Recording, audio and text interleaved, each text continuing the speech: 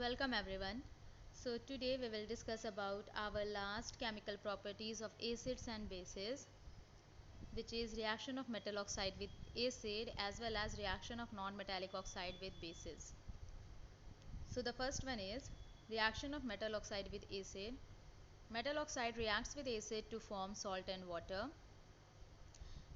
And I have also given one formula. As you can see, metal oxide plus acid, it gives salt and water.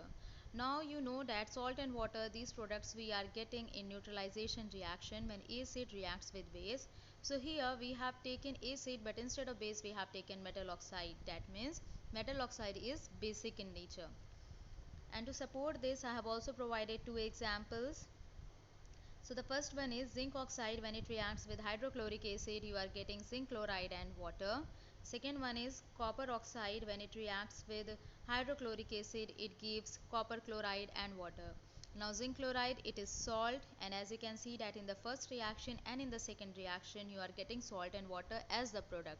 So these metal oxides, they are basic in nature.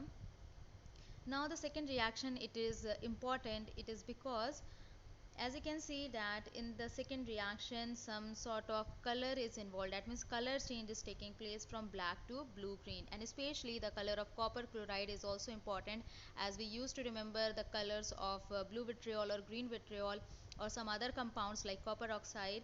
Then the color of this copper chloride is also important. So here some sort of questions you may get maybe in MCQ type, that what sort of color change you will observe when copper oxide reacts with hydrochloric acid. So the answer is from black to blue green. Now few more points I have given, that metal oxides are basic in nature because they react with acids to form salt and water. They also dissolve in water to form metal hydroxide, which are basic in nature. These metal hydroxides release hydroxide ions, so they are basic in nature. So it is saying that one of the reason I have already given. The other reason is when these metal oxide, when they are dissolved in water, then they form metal hydroxide, and metal hydroxide in its aqueous solution, it is also releasing hydroxide ion, and because of the release of hydroxide ion, any compound is said to be basic in nature. So the same thing or the same reason we can give for metal oxide as well. Now the next one is reaction of non-metallic oxide with base. It is also comes under the same point. That is why I have not given any other point like fifth or any other point in this, because it is the part of same chemical property.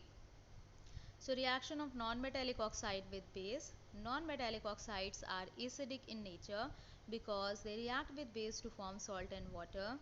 So if you want to write the formula in this for this chemical reaction, that also you can write, although I have not written, but if you want you can write like non-metallic oxide plus base, it gives salt and water.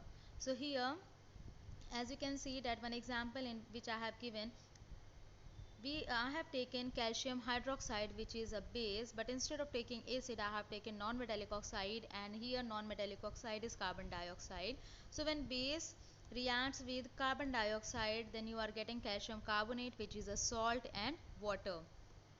So that is why with the help of this example you can support that non-metallic oxide, they are acidic in nature. The other example also if you want to give, you can give, that is related with acid rain. That in acid rain what we discussed, that some gases like sulfur dioxide or sulfur trioxide or oxides of nitrogen, they used to dissolve in moisture or water vapor present in our atmosphere, and during rainfall these are getting dissolved in the rainwater, and when it comes down on earth, then they are said to be acid rain when the pH falls below 5.6. So what is the reason that the pH of rain, it falls below 5.6? The reason is when these non-metallic oxides like sulfur dioxide or sulfur trioxide, when they dissolve in water, then they are also releasing hydrogen ion, and because of the release of hydrogen ion, what will happen? Because of the release of hydrogen ion, it will become acidic in nature. So these are the two reasons which you can provide. So today we have discussed all the four chemical properties, and all these four chemical properties, they are very important. you need to practice all the chemical reactions which is given in this topic of chemical properties. So the more you will practice, the easier it will be for you.